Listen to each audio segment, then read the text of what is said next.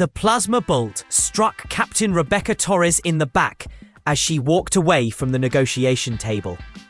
The searing energy punched through her diplomatic vest and out her chest, painting the pristine white walls of the Nexus Station conference room with crimson. She collapsed forward, her hand still clutching the signed trade agreement that was supposed to usher in a new era of human-alien cooperation. The silence that followed was broken only by the hiss of escaping atmosphere from the hole her body had torn in the station's hull. 47 representatives from the Stellar Concordance watched in shock as humanity's chief trade negotiator died on the floor of their most sacred diplomatic chamber. Archon Thymel of the Corvani Empire lowered his ceremonial disruptor, its barrel still glowing with residual heat. His segmented carapace clicked as he turned to address the assembly. "Let this serve as notice to all species," his translated voice echoed through the chamber's acoustics. "The Concordance will not dignify primitive mammals with legitimate trade status. Humanity's resources belong to their betters." As Captain Torres's life faded, her final act was to press a hidden switch on her diplomatic sash. 27 light-years away, Earth received a single coded transmission. Blackout Protocol. Authorization Torres 77 Alpha.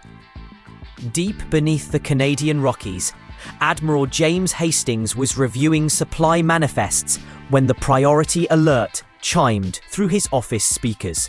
The message that appeared on his secure terminal made his coffee grow cold in his hands. Blackout Protocol activated. Captain Torres KIA. Nexus Station. Stand by for authentication. Hastings' fingers moved across his keyboard with practiced efficiency, entering codes he'd hoped never to use. The authentication came through 30 seconds later, along with the encrypted footage from Torres's diplomatic recorder. He watched once, his expression growing harder with each second. Then he activated the intercom that connected to every hidden facility, every black site, every classified research station in the solar system. "This is Admiral Hastings, Director of the Shadow Fleet Initiative. Blackout Protocol is now active. All Project Phantom personnel report to stations immediately. We are going dark." The response was instantaneous. Across the system, lights came on in facilities that officially didn't exist. In abandoned asteroid mines, massive ships began to stir. On Luna's far side, launch bays that had been sealed for decades cracked open like mechanical flowers. And in the deepest levels of Titan Station, Dr. Sarah Kim received the call she'd been dreading for 5 years. Dr. Kim stood before the cryogenic pods, watching as her life's work began to wake up. 12 men and women, volunteers all, who had agreed to undergo the most radical human enhancement program ever attempted. They had been soldiers once, the best of the best, before the procedures changed them into something else entirely.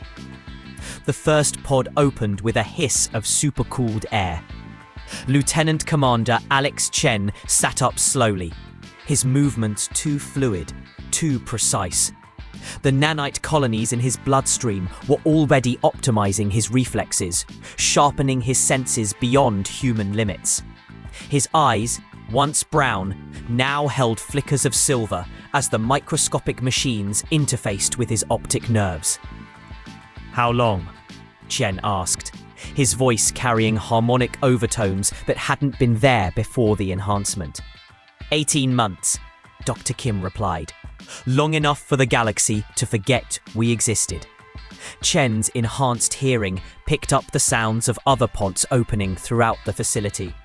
His team was waking up, if they could still be called human.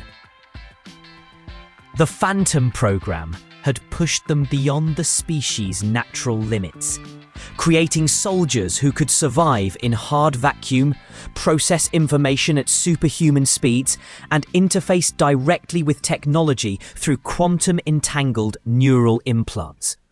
"What's our mission status?" asked Sergeant Maya Okafor as she emerged from her pod. Like Chen, her movements had acquired an unnatural grace, and her dark skin now had a subtle metallic sheen where the nanites had reinforced her cellular structure. Dr. Kim's expression was grim.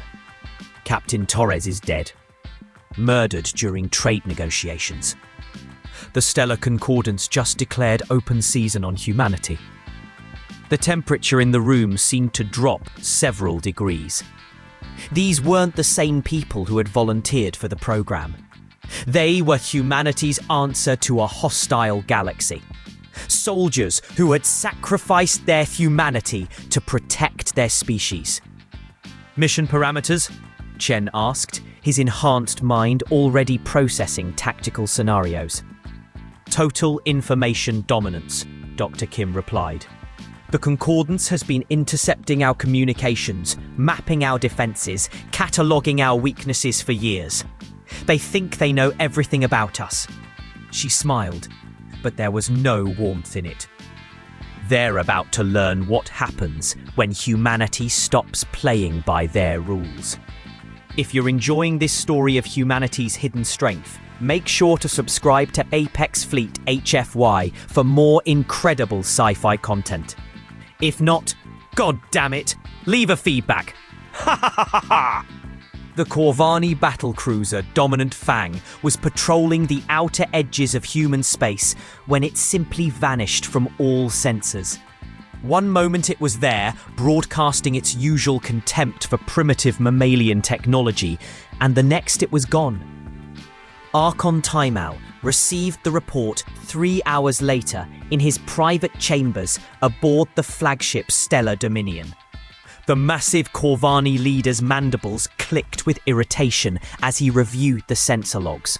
"Impossible," he chittered to his aide. "No human vessel has the capability to destroy a battlecruiser without leaving debris." "Sir," the aide replied nervously, "there is no debris field. The Dominant Fang hasn't been destroyed, it's been taken." Before Feimal could respond, every screen in his chamber flickered to life. The face that appeared was human, but something was wrong with it. The features were too sharp, the movements too controlled, the eyes reflecting light like a predator. "Archon Thymal," the figure said, its voice carrying a strange harmonic quality. "I am Lieutenant Commander Alex Chen of the Human Phantom Corps. You have exactly 60 seconds to order the immediate withdrawal of all Concordance forces from human space." Thymal's carapace bristled with fury. "Primitive mammals do not issue ultimatums to their betters. Your pathetic species." The transmission cut to a view of the Dominant Fang's bridge. The crew sat at their stations, conscious but completely paralyzed, their eyes tracking movement but their bodies unresponsive. Standing among them was another enhanced human, this one female, examining a Corvani officer with scientific detachment. "We developed this paralytic specifically for your physiology," Chen's voice continued over the image.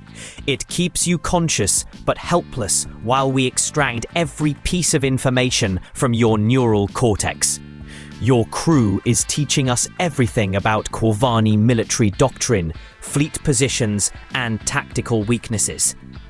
The view shifted to show dozens of paralyzed Corvani throughout the ship, all being systematically interrogated by phantom operatives, whose movements defied natural human limitations. 58 seconds remaining, Chen announced calmly. Thymal's mandibles clicked frantically as he opened communication channels to his fleet. "All vessels, battle stations. Locate and destroy the human infiltrators." But as his orders went out, reports began flooding in from across the Corvani fleet. Ships were going dark one by one, their crews found paralyzed and helpless. The humans weren't fighting a conventional battle. They were systematically harvesting intelligence from every vessel they touched. "Time's up," Chen said as the transmission resumed. This time, he was standing on the bridge of the dominant Fang, its paralyzed crew arranged around him like trophies. "Your forces are already compromised. We know your shield frequencies, your weapon signatures, your command protocols. We know everything." The screens went dark, leaving Feimel alone with the growing reports of his fleet's systematic dismantling. The emergency session of the Stellar Concordance convened in the Great Assembly, a massive sphere floating in the void at the galaxy's political center. Representatives from 300 species gathered in emergency session, their various forms of communication creating a cacophony of alarm. Archon Feimel stood before them, his once proud carapace now dulled with defeat.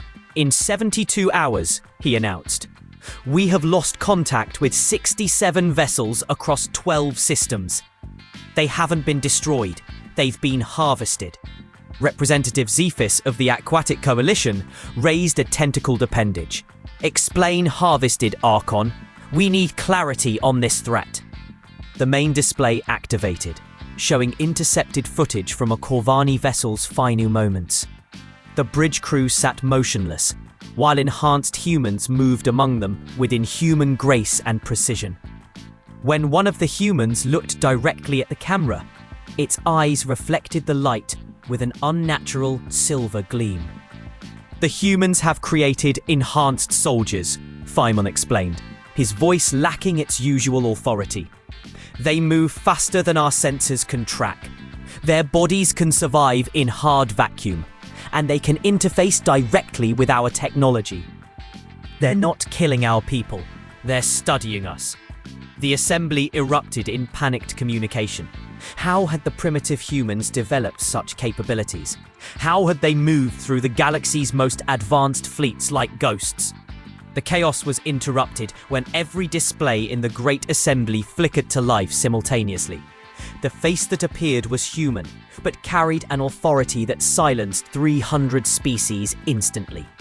"I am Admiral James Hastings of the Earth Defense Force," the figure announced. 6 days ago, you murdered our trade negotiator in violation of every civilized law in this galaxy. You believed we would submit to your judgment. You were wrong. Hit that like button if you want to see how humanity turns the tables on galactic bullies. Archon Feimel stepped forward, his mandibles clicking nervously. "Admiral, surely we can discuss..." "Discussion ended when you executed Captain Torres," Hastings interrupted. "We are not here to negotiate. We are here to establish new terms for human participation in galactic affairs." The display shifted to show the outer edge of Corvani space, where something massive was emerging from hyperspace. The vessel that appeared defied conventional starship design, a kilometer-long predator that seemed to absorb light itself. Its hull was midnight black, marked only by a simple emblem: Earth's blue marble set against a field of stars. "The Iron Gambit," Hastings announced. "Humanity's first true starship. Built in secret while your species debated whether we deserved to exist. It carries 1,000 phantom operatives and enough firepower to sterilize worlds." Representative Zethus's tentacles writhed in agitation. "You cannot threaten entire civilizations! The other species will never..." "Will never what?" Hastings asked calmly. The Aquatic Coalition formally requested peaceful negotiations 4 hours ago. The synthetic minds offered to mediate. "Even your own allies have abandoned you rather than face what we've become." It was true. Word of humanity's capabilities had spread through subspace networks faster than wildfire. Species that had existed for millennia were suddenly questioning their assumptions about the young mammalian race. "You see," Hastings continued, "you made a critical error. You assumed that because we were new to the galaxy, we were naive. You forgot that Earth is a death world where every species evolved in competition with each other. You forgot that humans survived ice ages, plagues, and global disasters that would have ended most civilizations. The Iron Gambit began moving toward the Corvani homeworld, its massive form casting shadows across 3 moons. You forgot, Hastings said, his voice now carrying the weight of absolute certainty, that when humans are pushed to extinction's edge, we don't fall off, we evolve. Lieutenant Commander Chen led the boarding party onto the Corvani flagship, his enhanced form moving through the corridors like liquid death. Behind him, 11 other Phantom operatives advanced with inhuman precision, their enhanced senses processing information faster than biological minds should be able to handle. They weren't here to destroy the ship, they were here to capture its command structure and demonstrate that no defense could protect those who threatened humanity's survival. As Chen's team reached the bridge, Archon activated the ship's self-destruct sequence. "You will not take us alive, mammals!" Chen smiled, an expression that was both human and something more.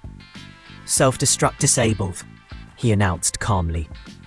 "We've been interfacing with your systems since we came aboard. Your ship belongs to us now." The bridge crew watched in horror as the enhanced humans moved among them with impossible grace, their silver-flecked eyes seeing across spectrums that biological vision couldn't access.